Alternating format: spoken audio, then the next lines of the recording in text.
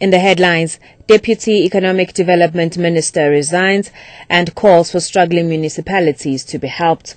With the news this hour, I'm Ayanda Kunene. Deputy Economic Development Minister Enoch Godogwana has resigned. The presidential spokesperson Mak Maharaj says Godogwana's last day will be tomorrow. Maharaj says President Jacob Zuma has accepted the resignation and thanked Godogwana for his dedicated service. Godogwana is a member of the ANC's Economic Transformation Committee. He was previously the Deputy Public Enterprises Minister and had served as a member of the provincial legislature in the Eastern Cape.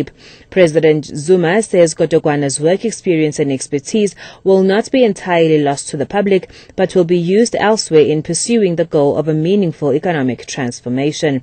Godogwana says he's to pursue personal interests.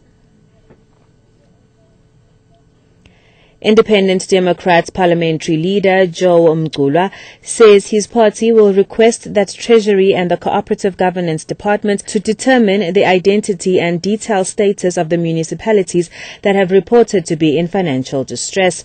He says they must come up with corrective measures.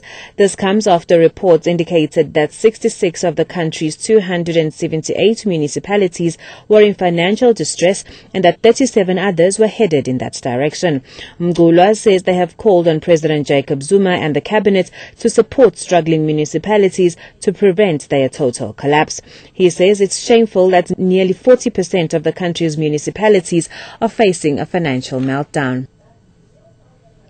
ANC Secretary-General Gwede Mantashe says the ruling party is concerned about the high rate of unemployment the country is facing. He's been speaking at the Gamalake FET College at Potchefstroom on the KwaZulu-Natal South Coast at the ANC's provincial centenary celebrations. Thousands of party members, including those from the Youth and Women's Leagues, COSATU and the SACP and other organizations, are attending the celebrations. Mantashe says the ANC is facing challenges such as alleviating poverty. 17 years look very long, but it's a very short period. Concerns of changing that reality remain in the main. High unemployment, poverty, inequality in society. But more than that, the ability to help our people appreciate the importance of doing things rather than waiting for delivery. I'm beginning to have an allergy to this word delivery because it is creating a very passive society instead of a society that is pushing the government to facilitate certain things to happen. The Arrive Alive campaign in Mpumalanga is expected to continue until the end of the month. 130 accidents have been reported in the province since the beginning of January. 19 people were killed and 112 seriously injured in the accidents. Most of the accidents involved public transport.